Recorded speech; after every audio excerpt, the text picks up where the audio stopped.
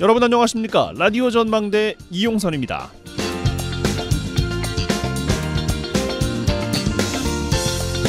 1979년 지금으로부터 44년 전 오늘 신군부에 의한 군사 반란을 소재로 한 영화 서울의 봄이 화제입니다.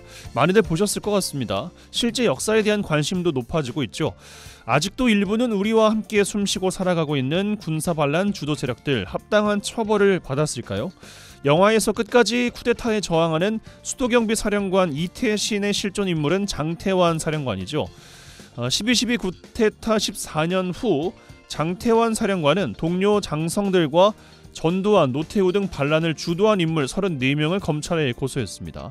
1년 뒤 검찰은 전원에 대해서 죄는 인정이 되지만 처벌하지 않는다는 기소유예 처분을 내렸습니다. 역사적 평가는 후세에 맡긴다는 말도 안 되는 말을 남기고 말이죠. 다시 1년 뒤 검찰은 노태우 비자금 사건으로 여론이 악화되니까 재수사에 착수하고 16명만 재판에 넘겼는데요. 법원의 최종 판결, 전두환 무기징역, 노태우 징역 17년 등이었습니다. 역사적 단죄도 잠시 고작 8개월 후 정부는 관련자 전원을 사면합니다. 이후에 잘 알고 계시다시피 전 재산 29만 원 운운하면서 보란듯이 골프 등을 치다가 2년 전에 사과도 없이 전두환은 사망하고요. 어떤 인사는 캐나다에 살면서 매월 200만 원 정도 연금도 받아갔다고 하니까 개탄하지 않을 수 없습니다. 군사 쿠데타에 끝까지 맞서 싸웠던 조선대학교 77학번 정선엽 병장이나 고 김호랑 중령에 대한 역사적 평가와 함께 예우에 대한 논의도 이어져야 되지 않을까 이런 생각해 봅니다. 오늘 라디오 전망대가 준비한 소식입니다. 지역 소식들 뉴스 브리핑 통해서 들어보고요. 매주 화요일 코너 언더독 문화산책 이어집니다.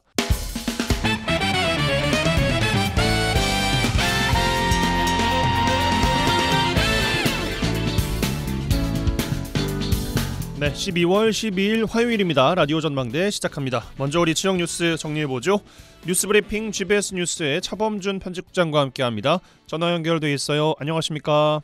네, 안녕하세요. 네, 자 순천에서 시작합니다. 최근에 전국으로 고병원성 AI 확산 조짐이 보이고 있습니다. 고흥에 이어서 무안이 확진이 됐는데 가금류 사육 농장에 대한 방역 활동에 비상이 걸렸습니다. 전국 최대 흑두루미 월동 지역인 순천시 순천만에서의 고병원성 AI 확산 방지에 총력을 기울여야겠습니다. 네, 최근 고병원성 AI가 전국으로 확산되면서 이 겨울철새 중 가장 귀한 대접을 받고 있는 흑두루미의 최대 월동 지역인 이 순천시가 이 순천만에서 월동하고 있는 흑두루미의 고병원성 AI 차단에 나서고 있습니다. 지난주 농림축산식품부가 전북 익산과 경북 구미시에 이어 전남 고흥과 무안군 등 전국 4곳의 하천 야생조류 폐사체 등에서 고병원성 AI가 검출되었고 전국으로 확산 추세에 있다며 전국 지자체들을 대상으로 방역 활동을 독려하고 있습니다.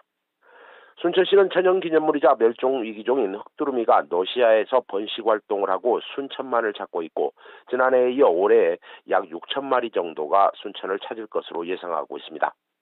세계적으로 희귀철새인 흑두루미가 순천으로 몰려들고 있어 반가운 일이기도 하지만 문제는 지난해부터 세계 최대 흑두루미 월동지였던 일본 이즈미시를 찾은 이 흑두루미들이 순천만 일대로 이 월동지역을 바꾸고 있는 추세라는 점입니다. 순천시가 순천만의 환경을 개선하고 이 먹이주기 등을 통해 흑두루미의 집단 서식 환경을 조성하고 일본 이즈미시에서 고병원성 AI가 확산되자 순천만으로 흑두루미들이 피신을 온 셈인데요. 순천만을 찾은 흑두루미가 겨울을 잘 나고 돌아가면 다행이지만 이 고병원성 AI가 순천만에서 발생할 경우 이 흑두루미의 대량 폐사 위험이 높아졌다는 점에서 순천시의 고심이 깊어지고 있습니다. 그러게요. 작년에 순천만을 찾은 흑두루미 개체 수가 크게 늘어났을 때 먹이 주기가 집단 폐사의 위험을 높일 수 있다. 이런 우려가 나온 바가 있고 흑두루미 안전을 위해서 보다 넓은 지역으로 서식지를 분산시켜야 한다. 이런 지적이 나오기도 했어요. 네, 지난해 순천만을 찾은 흑두루미의 개체 수가 갑자기 늘어나자 진행자님 말씀대로 지역 환경단체나 조류 전문가들로부터 순천만의 특정 지역에 흑두루미가 군집에서 월동을 할 경우 집단 폐사의 위험이 커진다며 먹이 주기의 실효성에 대한 논란이 있었고 이 개체 수 분산을 위한 조치가 필요하다 이런 주장들도 나왔습니다. 결과적으로 지난해 이 순천시를 찾은 흑두루미 일부 개체가 폐사하기는 했지만 우려할 만한 정도의 상황은 발생하지 않았고 순천만을 찾은 흑두루미 일부가 이 순천만을 벗어난 전남 동부 지역 일부 해안가에서 목격되기도 했습니다. 문제는 지난해 순천만에서 고병원성 AI 피해가 대규모로 발생하지 않았다고 해서 올해도 무사할 것이라는 보장을 할 수 없다는 점인데요. 순천시는 전국에서 유일하게 철새 지킴이를 운영하고 있고 지자체 차원에서 순천만을 찾는 철새들의 고병원성 AI 방역 활동을 철저하게 하고 있다는 입장입니다. 순천시는 순천만 흑두루미 서식 지역에 볏짚을 깔고 사람으로 인한 AI 전파가 차단될 수 있도록 방역 초소를 설치하고 또 농경지 주변에 갈대를 엮어 차단막도 설치했는데 해당 시설물들이 조류의 분변 확산 방지나 고병원성 AI를 막는 데 큰 효과를 보고 있다고 판단하고 있습니다. 특히 순천시는 흑두루미들이 먹이 활동과 휴식을 충분히 할 수 있도록 서식 환경을 개선하면 이 흑두루미들의 면역력을 높일 수 있을 것으로 보고 있습니다. 예, 할 수 있는 최선의 조치를 다해서 흑두루미들이 안전하게 겨울을 날 수 있도록 잘 해야겠습니다. 자, 광양으로 가겠습니다. 해양관광 활성화와 어촌의 혁신 성장을 위해서 광양시가 공모 사업으로 추진하고 있는 마동 와우포구 어촌 뉴딜 300 사업이 사업 추진 과정에서 여러 가지 잡음이 발생하고 있어요. 네, 광양시가 광양시 마동 와우포구에서 진행하고 있는 어촌 뉴딜 사업이 사업 추진 과정에서 일부 사업 계획이 변경되거나 취소되면서 부실 사업 논란이 제기되고 있습니다. 광양시 의회 산업건설위원회 김보라 의원은 최근 의회 행정사무감사를 통해 광양시가 어촌 뉴딜 300 사업과 관련해 와우포구에 수산물 판매 시설을 건립하려고 했지만 이 공유수면 관리나 매듭에 관한 법률에 따라 설치가 불가능해 결국 사업 계획을 접었다고 주장했습니다.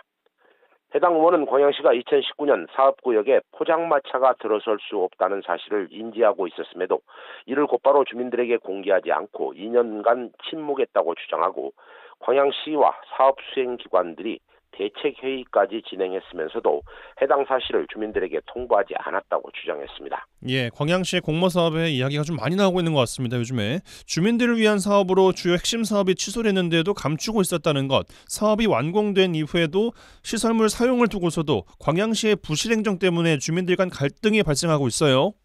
네, 광양시의회 김보라 의원은 해당 사업이 준공된 이후 사업 결과물인 어구 창고 사용을 두고 마을 주민들과 어촌 개원들 사이에 이 갈등이 벌어지고 있다고 주장했습니다.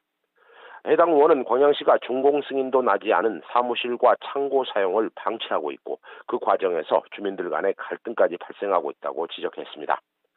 실제 어촌 뉴딜 300 사업으로 완공된 마을의 어구 창고의 경우 마을 5천 개가 해당 시설을 독점해서 사용하면서 마을 원주민들과 갈등이 발생하고 있는데 광양시는 뒤늦게 주민들에게 추가로 창고를 지어주기로 약속한 것으로 알려지고 있습니다. 결국 광양시가 공모 사업이라고 국비 사업비를 가져오는데 급급해서 부실한 사업 계획으로 일부 계획이 취소됐고 이것을 쉬쉬하는 것도 모자라 그나마 준공된 시설물마저 주민들 간의 갈등까지 발생시킨 셈인데 일단 따오고 보자는 식의 공모 사업의 폐단을 총체적으로 보여주고 있다는 지적입니다.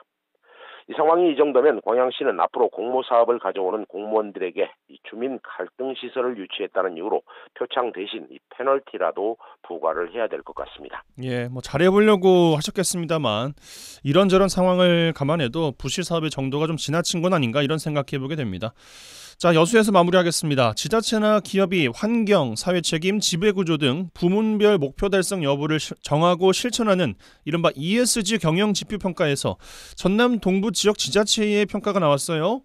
네, 한국 ESG 평가원이 전국 17개 광역지자체와 226개 시군구 기초지자체의 ESG 행정과 정책이 어떤 수준인지를 알아보는 2023 정례 지자체 ESG 평가를 실시해 지난 7일 그 결과가 공개됐습니다. ESG 평가 결과 전남 동부권 지역 지자체 중 여수시의 경우 저출산과 인구 감소 대응, 고용 확대와 경제 선장, 고령화 사회 대응 등의 사회, 그러니까 S 부분에서는 B+ 등급을 받았고 재정 건전화와 청렴도 제고 등 지배구조, G 분야에서는 B 등급을 받았습니다. 이 온실가스 배출량이나 에너지 사용량, 해양, 육상 생태계의 보전과 관련한 환경 이 부분에서는 C+ 등급에 그쳤는데 결국 평균 수준의 종합 등급 B 등급을 받았습니다.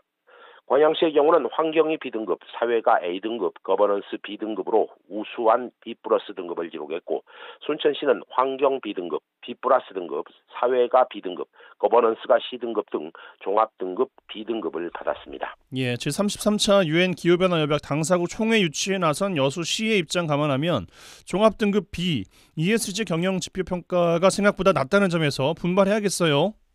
네, 여수시의 경우 진행자님 말씀대로 기후변화 대응 또 선도도시, 탄소 제로도시를 표방했고 이 제33차 이 기후변화 협약 당사국 총회 유치에 나선 상황을 감안한다면 이 진행자님 지적대로 지속 가능한 발전을 위한 ESG 정책과 실행 과제를 한 번쯤 재점검해보고 보완을 서둘러야 될 것으로 보입니다. 특히 여수시가 2050 탄소중립 녹색성장위원회를 발족하는 등 탄소 중립 실현에 박차를 가하고 있지만 이 대표적인 탄소 배출 업종인 석유화학 업계가 여수 산단에 몰려있는 점을 감안하면 이 지역 특성에 맞는 차별화된 정책 과제가 필요하다는 지적입니다. 또한 산단 기업들이 기술 개발이나 시설 투자 등 친환경 산업으로의 전환이나 또 기업의 과감한 투자와 혁신, 시민사회와의 파트너십 등 다양한 노력이 요구되고 있습니다. 예, 알겠습니다. 뉴스브리핑 GBS 뉴스의 차범준 편집국장과 함께했어요. 고맙습니다. 네, 고맙습니다. 매주 화요일 그들의 이야기가 수면 위로 올라옵니다. 탑독이 되는 그날까지 언더독 토론. 매주 화요일 전남 동부권 언더독들의 핫한 토론, 언더독 토론 시간입니다. 오늘도 두 분과 함께 할 텐데요. 한 분씩 소개해드리겠습니다. 광양시의회 백성호 부의장 오셨습니다. 어서 오십시오. 네, 반갑습니다. 더 나은 내일을 만드는 진보당 광양시의회 백성호 의원입니다. 이봉남 순천시 의원 오셨습니다. 어서 오십시오. 네, 오랜만입니다. 순천의 큰딸입니다. 이봉남입니다. 예, 근황부터 여쭙죠. 이봉남 의원님 어떻게 지내셨습니까? 저는 우유 때문에 정신 없으셨죠? 예, 11월 24일부터 한 달간 의회 지금 정례회 기간인데요. 9일간 행정사무감사 진행을 했고요. 사무감사 진행하면서 그래도 뭐 백성호님 저 사선이잖아요. 근데 또 초선 의원님들처럼 똑같이 또 할 수 없잖아요. 그래서 초선 의원님들이나 또 다른 의원님들 하시고 나면 뭔가 좀 깊이 있게 좀 새로운 분야에 대한 감사를 해보려고 작년에도 그렇고 올해도 그렇고 노력을 좀 많이 했는데 네. 생각처럼 잘 안 되더라고요. 사선처럼 잘 하셨습니까? 그래서 다선 의원으로서 뭔가 좀 모범을 보여야 되겠다 이런 의지는 강했는데 어쨌든 뭐 부서별로 감사 지적은 좀 했고요. 늦게까지 그래도 공부는 또 열심히 했었던 것 같습니다. 근데 예년 같지가 않네요. 네. 아무튼 오늘 또 준비하신 주제 또 관련 이야기를 들을 수 있을 것 같습니다. 네. 기다려보는 걸로 하고. 백 의원님 어떻게 보내셨습니까, 한 주? 네, 저도 뭐 정례 기간이어서 정례 일정을 소화했고 특히나 지역에서 좀 행사들이 좀 많이 있었는데 지금 이제 최근 이제 김장철 아닙니까? 예. 김장철인데 기관이나 단체들이 김장 나누기 행사하는 데를 많이 가보았습니다. 특히나 이번에 이제 중마동 지역사회 보장 협의체하고 동광양 농협에서 이렇게 김장 당국이 하는 행사장을 가봤는데 동광양 농협 같은 경우는 한 700여 포기 해가지고 한 250 상자 정도 박스 있지 않습니까? 이런 걸 좀 만들어가지고 지역의 소외계층들에게 이렇게 전달하는 의미 있는 행사를 했거든요. 그래서 보면서 연말이 되니까 이렇게 좀 나눔도 실천하고 또 지역에 있는 금융기관이 지역사회의 어려운 분들을 위해서 이런 열심히 해주는 모습이 이제 사회공헌 활동이죠. 이런 활동들을 보면서 아주 바람직스럽다 하는 생각을 했습니다. 예, 알겠습니다. 자, 주제로 바로 들어가겠습니다. 오늘 세 가지 주제 중에 제가 먼저 드릴 주제부터 시작해 보는 것으로 하죠. 내년 총선을 앞두고 뭐 지역 현안을 추려서 공약화하려는 움직임이 빨라지고 있습니다. 이제 조금씩 뭐 선거구에 대한 이야기도 조금씩 좁아지고 있는 것 같습니다만 그 중에서도 대표적인 게 아무래도 교통 인프라 문제가 아닐까 싶습니다. 아무래도 가장 또 관심도 많으실 것 같고 또 총선 예비 후보들도 이 교통 인프라 여기에 또 어떤 고민들을 하고 계실지도 궁금하고 말이죠. 광양의 이순신대교 국도 승격 문제도 좀 나오고 있고 KTX 전라선 고속화 문제 그리고 청소년 100원 버스 뭐 새로울 수도 있겠고 아니면은 뭐 늘 나오던 이야기일 수도 있을 테고 다양한 현안들 어떻게 보고 계신지 먼저 백 의원께 드리겠습니다. 예, 이순신대교 관련해서 지금 현재 연간 관리 비용이 한 80억 정도 들어갑니다. 예. 전남도하고 여수시하고 광양시가 각각 이렇게 분담 비율에 맞춰서 하는데 전남도 같은 경우가 한 27억 정도, 여수가 34억, 저희 광양시가 한 20억 정도 이렇게 해서 하는데 아마 이게 이제 국도로 승격이 되면 저희들이 부담하고 있는 비용이 많이 좀 줄어들지 않겠냐 이렇게 생각이 좀 들고요. 예. 뭐 여러 가지가 있는데 그 중에 어린이 같은 경우도 지금 저희 광양 같은 경우 배근버스를 하고 있거든요. 배근버스를 하고 있는데 네. 또 소요되는 예산이 지금 현재 보니까 17억 정도 지금 내년에 예산을 잡고 있더라고요. 100원 버스가요. 배근버스 어린이하고 청소년만 하는데 17억 정도 소요되고 예. 또 어르신들 같은 경우도 저희들이 이제 65세 이상 어르신들 무료로 지금 이용을 하고 있는데 한 8억 정도 들어갑니다. 국가에서 정책적으로 수립하게 되면 지방자치단체 재정 부담에 많은 좀 도움이 되지 않겠냐 이렇게 생각이 좀 들고 말씀하셨던 KTX 전라선 같은 경우는 여기가 지금 뭐 고속 처리라고 보기는 상당히 좀 지금 어려운 여건 아니겠습니까?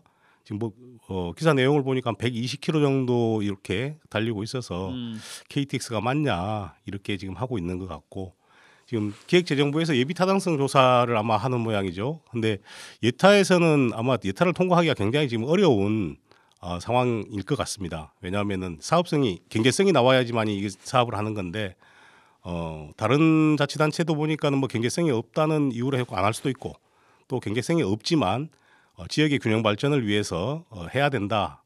또 예타를 갖다 면제해 주는 경우도 있기 때문에 아마 이런 것들이 총선 과정에서 총선 후보자들이 공약으로 선택을 하고 또 열심히 노력하면 또 실현되지 않겠냐 이렇게 생각도 듭니다. 예, 그럼 보시기에 언급한 내용들은 시급한 지역의 현안 내년 총선에 반영돼야 될 공약 사업이라고 보긴 하십니까?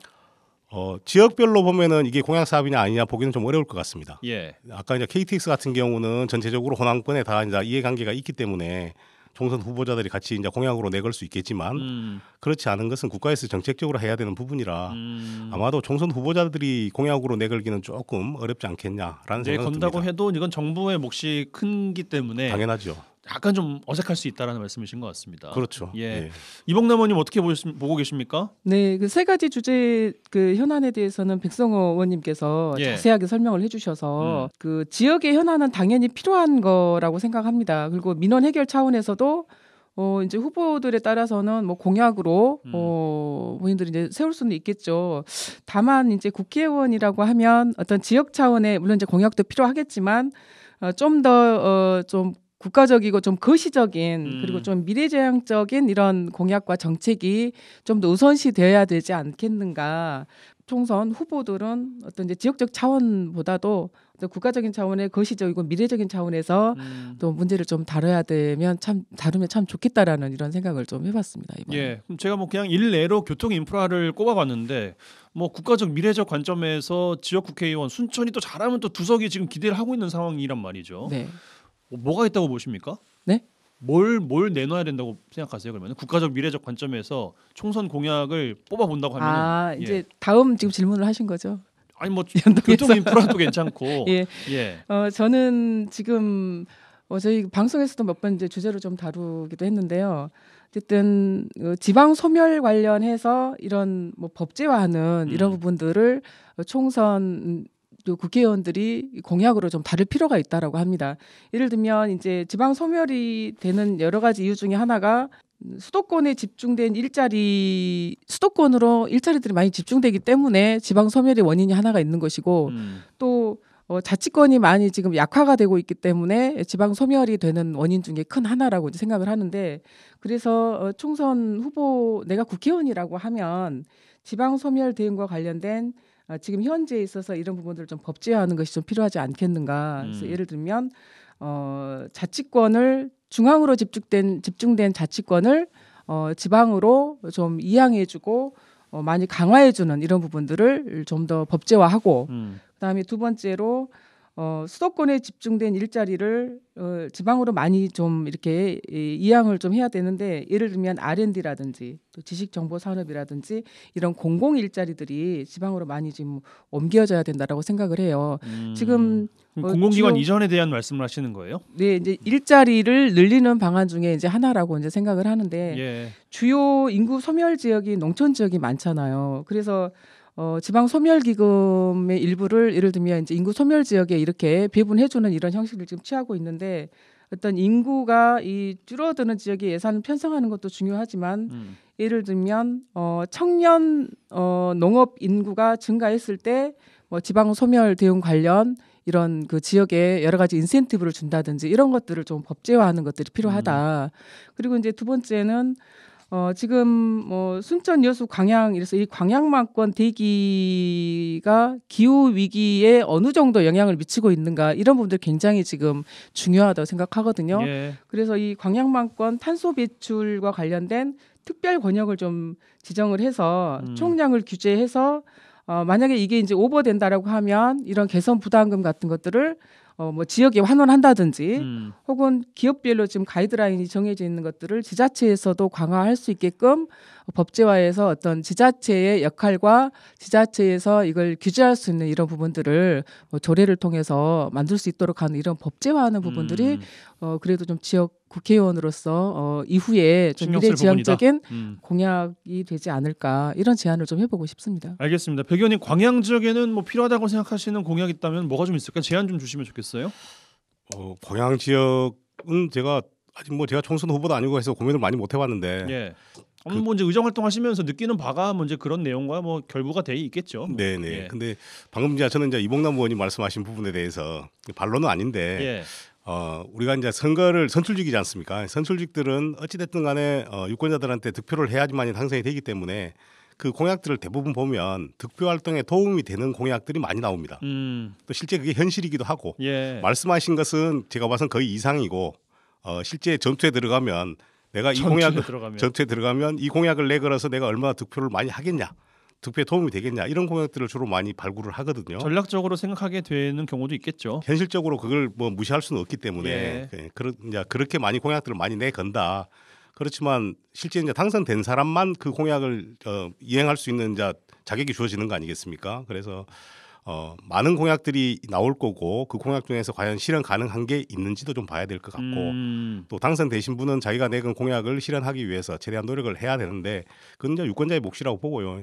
저희 광양에서는 아무래도 이제 일자리가 제일 중요하지 않겠냐 이런 생각이 좀 들거든요. 실은 많은 기업들이 유치돼서 일자리가 많이 들어오긴 합니다만은 한 가지 또 안타까운 것은 기업이 유치되고 일자리도 많이 생기지만 실제로 또 거주는 또 지역에서 잘 안 합니다. 그 거주를 안 한다는 것은 뭐냐면 그런 인프라가 좀 많이 부족하다는 거거든요. 예. 그래서 젊은 분들이 좋아할 만한 그런 인프라 구축을 하기 위한 그런 공약들도 좀 많이 새로운 걸 좀 발굴을 했으면 좋겠다는 생각이 좀 듭니다. 예, 알겠습니다. 이 정도로 제가 드린 주제 마무리하고요. 잠시 광고 듣고 와서 두 분의 언더독 패널들의 주제로 돌아오겠습니다.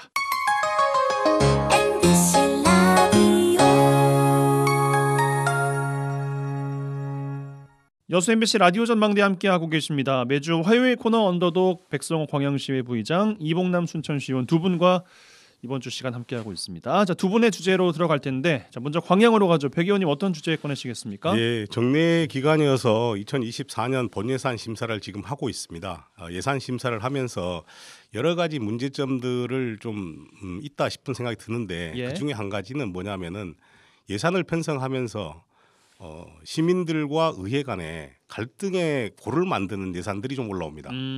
뭐냐면은 예를 들자면 예산을 편성하는 데 있어서는 관련 법을 준수해서 예산을 편성해야 되지 않겠습니까? 예를 들자면 지방재정법이라든지 예산 편성 지침이라든지 이런 것들을 준수해서 예산을 편성해야 되는데 어떨 때 보면은 그 시민들이 원하기 때문에 예산을 편성해서 올라오지만 이런 사전 행정 절차를 이행하지 않아서 의회에서 이제 삭감이 되는 경우가 종종 있습니다. 시민들과 의회, 이제 시민들 입장에서 보면 아니 시민들을 위한 예산을 왜 의회에서 삭감을 시키냐. 그래서 화살을 저희들한테 많이 돌립니다. 원망을 많이 하시죠.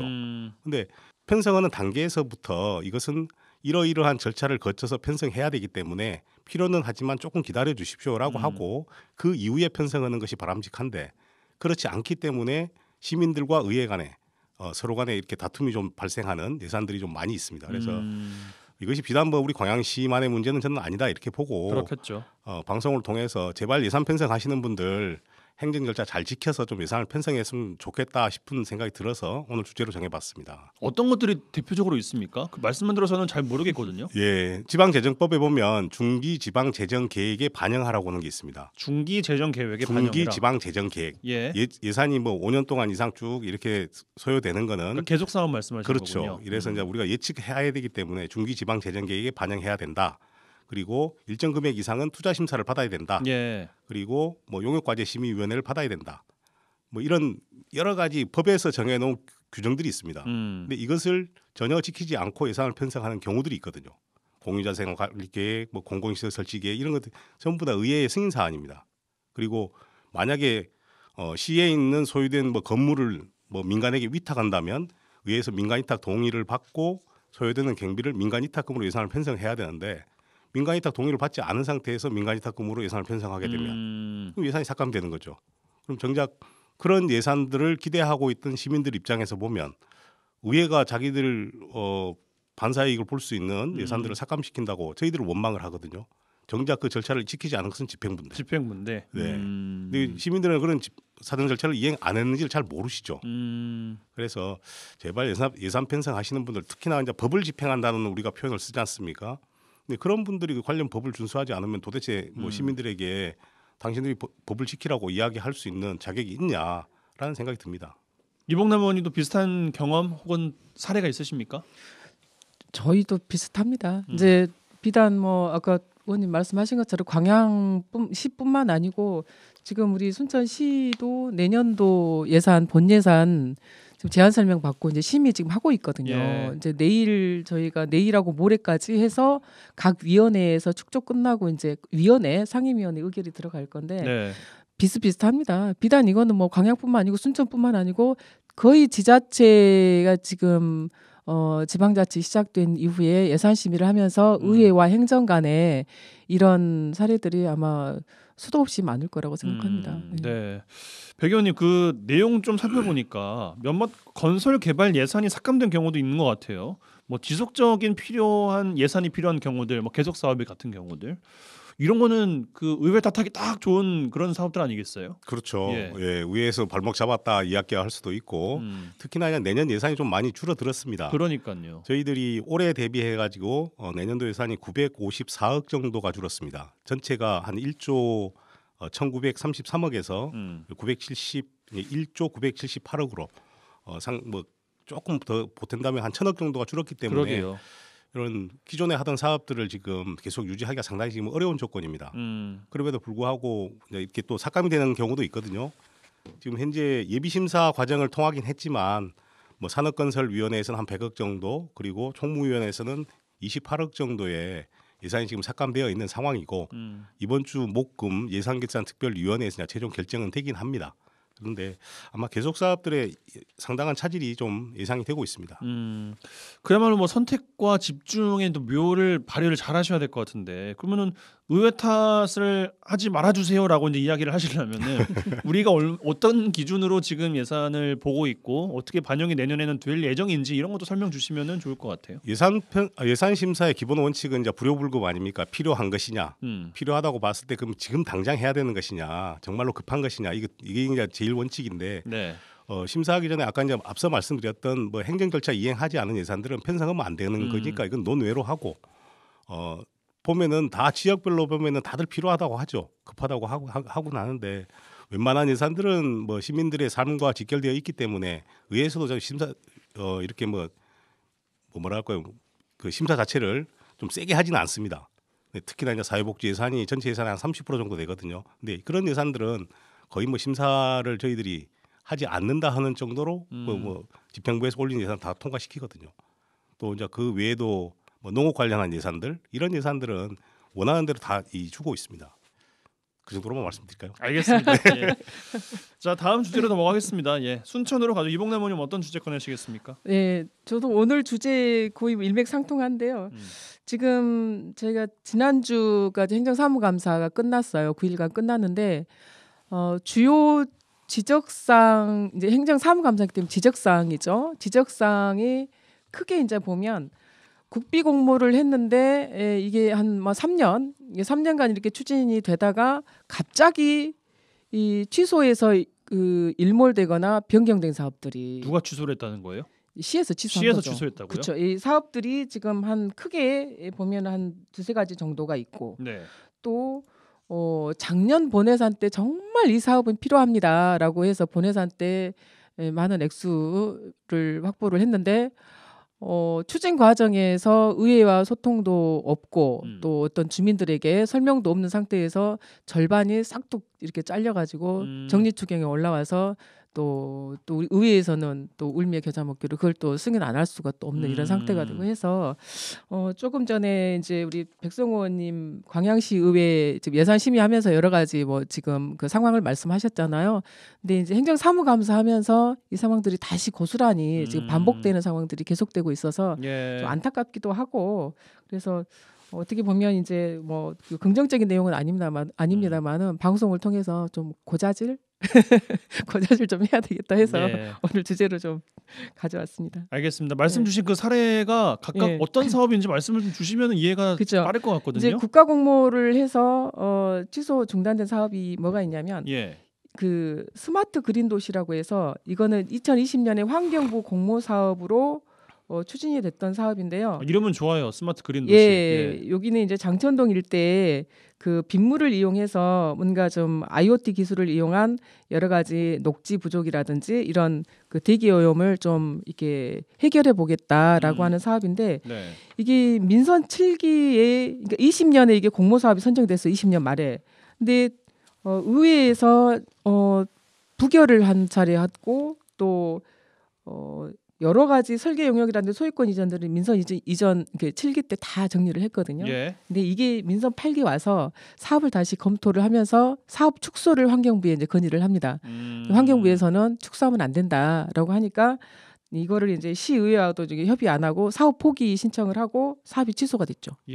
예, 이게 올해 1월에 사업 취소를 해버렸고요. 그다음에 생물권 보존지역 관리센터라고 있습니다. 이것도 20년에 국비 공모 선정이 돼서 70억 예산이에요. 근데 이 생물권 보존지역 관리센터는 그야말로 순천시 전체가 생물권 보존지역이거든요. 그래서 이 생물권 보존지역 센터를 통해서 여러 가지 환경교육이나 생물권 보존지역의 효율적인 이제 운영을 위해서 70억 사업으로 공모 신청이 됐는데 이 부분은 의회에서도 장소 그리고 여러 가지 절차 문제로 부결을 두 번이나 겪었고 갈등이 많았던 사업인데요. 이 부분도 민선 7기 때 장소가 선정이 돼서 착공만 들어가면 되는데 이게 이제 또 민선 8기 들어와서 재검토가 되면서 여러 차례 부지를 찾지 못하다가 결국은 11월에 이 사업 취소 결정을 지금 했고요.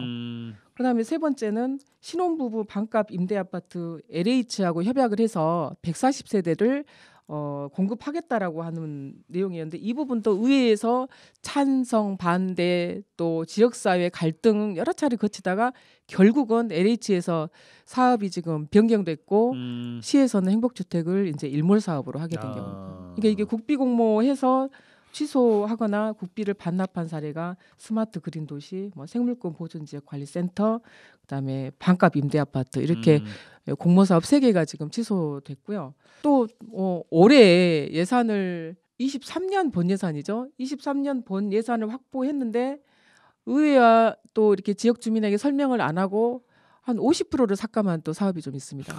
도로 다이어트라고 해서 가곡동 일대에 이제 서순천 IC를 통해서 순천으로 진입하는 구간에 도로 폭을 조정하고 또 인도폭도 좀 조정해서 자전거 도로와 인도를 좀 개선하겠다라고 하는 도로 다이어트 사업이거든요. 네. 작년에 30억을 올렸습니다. 그래서 정말 이 사업은 필요합니다. 자전거 도로도 이렇게 새롭게 만들고 해서 읍소를 하면서 이제 사실 30억을 이제 그 요청을 해서 확보를 좀 했는데 이번 정리추경 때 15억이 삭감돼서 올라온 거예요. 근데 이와 관련해서 행정사무감사 때 강하게 이제 의원님들이 다 지적을 했습니다. 이렇게 30억이 필요하다라고 해서 지역구원들이 몇 차례 또 회의를 통해서 정말 필요한 사업이다라고 해서 확보를 했는데 네. 추진 과정에 소통하고 또 설계가 변경되거나 혹은 어떤 그 변동사항이 있으면 좀 원활하게 소통을 통해서 사업을 좀 추진하자라고 몇 차례 좀 요청을 했는데도 불구하고 이게 이런 반구도 없이 이제 50%가 이제 삭감이 된 거죠. 이런 예. 사업들이 지금 사실 이번 행정사무감사 때 굉장히 많은 지적사항을 좀 받았습니다. 알겠습니다. 백 의원님 그 광양 요즘 한두 달 안에 공모 사업 가지고 뉴스 계속 나오고 있잖아요. 네네. 예. 그 특히나 이제 공모 사업 정말 지역에 필요한 공모 사업을 했으면 좋겠다. 이제 이런 의견들이 많습니다. 예. 왜냐하면 공모 사업 해가지고 가져와가지고 애물단지로 전락하는 경우가 상당수 있습니다. 아까 말씀하신 것처럼 이 사업명만 보면은 정말 지역에 필요한 것처럼 보이나 실제 가지고 와서 사업해갖고 뒤에 운영하는 과정에서 보면 정말 이게 왜 우리 지역에 필요한 것인가? 라고 이제 의구심을 제기하기도 하고 시간이 지나면서 방치되거나 아예 그 원래 용도로 사용되지 않고 있기 때문에 공모 사업할 때부터 정말 지역에 필요한 것을 공모해라 이런 요구들을 지금 많이 하고 있습니다. 알겠습니다. 이봉남님께 마지막 질문 짧게 듣고 마무리했으면 좋겠습니다. 지적해주신 지자체의 추진 사업들 여러 가지 그 현황들 원인은 어떻게 좀 분석하고 계십니까? 효율적인 재정 운용이 안 되고 있다라고 하는 부분이 첫 번째 원인인 것 같고요. 예산만 확보하고 나면 추진 과정에 있어서 추진은 행정에서 하잖아요. 예. 근데 계획성도 없고 또 중간에 시민과 의회와 소통도 좀 부재하고 특히 이 건전한 재정을 해야 된다라고 하는 인식이 지금 많이 부족하지 않나. 그래서 또 한편으로는 좀 창피한 또 말씀이기도 합니다만은 짧게요. 의회에서 좀 제대로 역할을 못한 거 아닌가 이런 또 평가를 또 자체적으로 또 해보고 있습니다. 예, 알겠습니다. 이번 주 이 시간 이 정도로 마무리하겠습니다. 언더독 광양시의회 백성호 부의장, 이봉남 순천시의원 두 분과 함께했어요. 두 분 고맙습니다. 네, 감사합니다. 수고하셨습니다.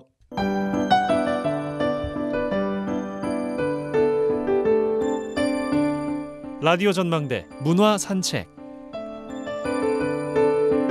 네, 문화 산책 시간입니다. 김지연 리포터 나와 계세요. 어서 오십시오. 안녕하세요. 네, 이번 주는 어떤 분 만나고 오셨습니까? 네, 순천에서 오랜 시간 동안 지역을 노래해온 무성국악진흥회 소식입니다. 예. 19일 7시, 20일 오후 3시와 7시 이렇게 순천 문화예술회관 대극장에서 여순사건 그해 10월을 무료로 공연하는데요. 소리멘터리라는 새로운 극 형식을 시도하면서 관객과 함께합니다.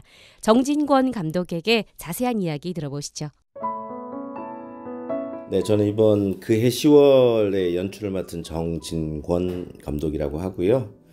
저희 단체가 사단법인 무성국악진흥회라고 하는 국악단체예요. 그런데 저희가 그동안에 소설 태백산맥을 가지고 창극으로 또 공연을 하기도 했었고 고전 판소리 수군가에다가 순천만 설화를 덧입혀서 가족 창극 순천만 수군가 또 이렇게 해서 공연도 했었고 이번 연도에 국가정원 박람회 할 때 공연도 했었는데 반응도 아주 좋고 예. 특히 또 제가 자랑하고 싶은 것은 이 단체의 이사분들이 굉장히 적극적이세요. 그래서 뒤에서 정말로 도움을 많이 주고 계세요. 어떤 일이 있을 때마다 예. 그래서 저희가 그동안에 태백산맥이라든가 여기 순천만 수군가라든가 또 순천만 잔치 연련대 이렇게 지역의 이야기를 가지고 주로 작업을 하고 있는 단체다 이렇게 생각해 주시면 좋을 것 같아요. 굉장히 오랜 시간 동안 활동을 해온 단체예요. 예, 여기에 중심이 되고 계신 명창 선생님이 이재영 선생님이 계신데 이재영 선생님의 호가 무성이에요. 업술무의 소리성자. 그러니까 소리 자체를 뛰어넘겠다 라고 하는 강한 어떤 의지의 호인데 아직도 정진하고 계세요. 가족인 것이 동네 사람인 것이 아는 사람인 것이 불구대천 업보로 쌓였으니 동네 공터마다는 학교 운동장에 그해 10월이라는 네. 작품을 이번에 무대에 올리게 됐어요. 예. 소리멘터리라는 예. 장르를 선보이더라고요. 네, 네. 어떻게 이해를 하면 좋을까요? 흔히 생각하는 판소리와 다큐멘터리가 섞여 있다 이렇게 생각하시면 될 텐데 대개 여순 1019 관련해서 공연들이 어떤 한 사건이라든가 어떤 한 지역의 이야기 하나를 가지고 기승전결로 해서 완성을 이루어 나가는데 이제 저희가 고민을 했던 게 여순 1019와 관련해서 그 지역에서 그런 일이 있었어라고 하는 것을 감정적이거나 감성적으로 관객들이 받아들이게 하기보다는 객관적이고 직관적이고 사실을 정확하게 좀 받아들여졌으면 하는 바람으로 되게 무대의 감정선을 좀 절제를 하고 지극히 드러나 있는 사실만을 가지고 관객들한테 전달을 하려다 보니 소리멘터리라고 하는 그런 형식을 찾게 된 거고 저희 뭐 공연 모든 준비하시는 분들이 어떤 장르든 다 마찬가지겠지만 이번 공연 같은 경우는 특히나 이 공연을 무대에 올린다라기보다는 그의 10월을 모신다라고 하는 느낌으로 준비하고 있습니다. 예. 연극이나 오페라나 뭐 시 굉장히 다양한 장르에선 만날 수 있었는데 창극은 사실 처음이거든요. 네. 마음을 더 무겁게 하고서 작품을 쓰셨을 것 같아요. 50견이 왔어요. 정말로 부담되고요. 대본 작업하면서 꿈자리가 사나울 정도로. 왜냐하면 그 사실들이 너무 힘들어요. 대하기가, 마주하기가 많이 힘든 지점도 있었는데 저희들이 창극으로만 이루어지진 않습니다. 공연. 그래서 앞 뒤는 아까 말씀드린 이재영 선생님이 도창으로 책임을 져주시고 사이사이에는 여순 관련한 시가 유가족분 중에 한 분이 또 낭송이 되기도 하고 실제 여순의 유가족분이 증언을 하기도 하고 거기에 무용이 또 들어가고 또 특히 이번에는 영상을 2개를 씁니다. 앞쪽 대개는 이제 무대 뒤쪽에 배경처럼 영상이 쓰여지는데 무대 앞쪽에도 스크린을 하나 새로 설치를 해서 영상 자체도 그냥 단순히 서브가 아니라 뭔가 이 극의 이면을 같이 가는 중요한 장르로서 또 자리를 하게 됩니다. 그래서 저희가 총체극이라고 하는 단어를 많이 쓰죠. 그래서 창극이라기보다는 여러 장르가 이 소리멘터리 그해 10월 안에서 녹아지는 총체극이다 이렇게 생각하시면 될 것 같습니다.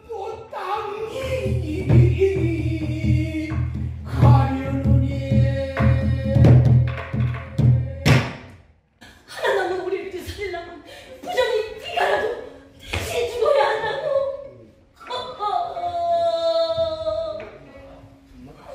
허허, 이것이 뭔 소리야. 안녕하세요. 저는 무성국악진흥의 선생님 밑에서 공부하고 있는 황영덕입니다. 그해 10월 총체극에서 어미 역할을 맡으셨어요. 구례 산동에서의 부전이 엄마 역할인데요. 엄마 입장에서 이제 딸이 오빠 대신 죽어가는 마음 고통을 느끼면서 불러야 되는 역할인 것 같아요. 그 전에 이렇게 여순 사건 이야기를 많이 들어보고는 했고 생각은 해봤으나 이렇게 가까이 갈 만한 기회도 없었고 뭐 거기에 대해서 더 들어가 보지도 못했었는데 이번에 이제 감독님이나 선생님 이렇게 작품으로 인해서 여순 사건에 대해서 알게 됐고 부전이 가족에 대한 이야기를 또 많이 찾아보고 여순에 대해서 강하게 더 다치고 힘들었던 부분들을 느껴보려고 그런 부분들을 많이 찾아봤던 것 같아요. 그래서 이제 거기에 대해서 울부짖음과 딸이 죽어가는 데 대한 아픔을 더 느껴보려는데 중점을 둬서 찾아봤던 것 같아요. 부전이가 이제 죽으러 가면서 노래하는 것을 제가 지켜보고 있다가 들어가는데 이제 감독님이나 늘 감정이입을 가져라 하는데도 저도 그런 거에 대해서 많이 아직 부족한 터라서 느끼려고 애를 쓰는 그런 마음을 갖고 있어도 안 되는 부분이었는데 어제는 부전이가 앞에서 노래를 부르고 있으니까 부전이 엄마 마음에 또 저도 지금도 엄마잖아요. 입장을 같이 이입이 돼가지고 저도 모르게 막 감정이 훅 가서 눈물이 막 맺히고 그러더라고요. 살면서 국악이 좋아가지고 또 이재영 선생님 소리가 좋아서 들어왔는데 하면 할수록 이제 옛날에 어렸을 때 꿈이 뮤지컬 배우였어요. 근데 와서 보니 우리 한국판 뮤지컬이 우리 창극이더라고요. 그래가지고 너무 내가 이런 역할, 이 역할도 해보고 저런 역할도 해보고 싶었는데 뺑덕이도 하고 이번에는 이렇게 뭐 엄마의 역할도 하고 내 꿈이 이루어진 거구나 막 이러면서 열심히 해봐야 되겠다 뭐 이런 생각들 하고 있습니다. 작품 속으로 조금 더 들어가 볼게요. 네. 영역이 점점 커지고 그렇죠. 있어요. 저희가 몰랐던 부분들까지 드러나면서. 근데 그 중에서도 꼭 가지고 가야겠다라는 그런 사연들이 또 있을 것 같아요. 네, 저희가 이제 대표적인 지역 사례로 나간 신전마을 그 사례가 하나 있고 또 많이 아시는 산동 구례군 산동면에 부전이라고 하는 오빠를 대신해서 죽음을 자처했던 그 사례, 그 다음에 많이들 아시는 손가락총 여수의 그 종산국민학교에서 손가락으로 지목을 일단 그 대표적인 사례를 놓고 그 시라든가 무용이라든가 이런 것들을 순차적으로 배치를 했죠. 예, 그래서 그것이 이렇게 슬펐어요. 이렇게 막 그게 아니고 이런 사실이 있었어요. 당신은 아셨습니까? 혹시 아셨다면 어떻게 하시겠습니까? 라고 질문을 던지고 싶은 거죠. 왜냐하면 물론 특별법이 제정이 되긴 했죠. 하지만 그 이후로도 여러 관계 법령이라든가 이런 것들이 같이 이렇게 진도가 나가야 되는데 사실 저희가 볼 때는 아직 힘있게 걸음이 가고 있질 않은 것 같아요. 그래서 좀 많이 알리고 싶고 여전히 그해 10월로 사시는 분들이 너무 많습니다. 남도 땅 곳곳에. 그래서 그런 부분들을 조금 아주 객관적으로 좀 저희가 무대에서 예술적으로 기록하고 그래서 이 기록을 통해서 이 공연에 함께 하시는 분들이 그해 10월을 기억한다면 조금은 이 관련해서 한 걸음 나아가는 길이 되지 않을까 그런 생각을 해봐요.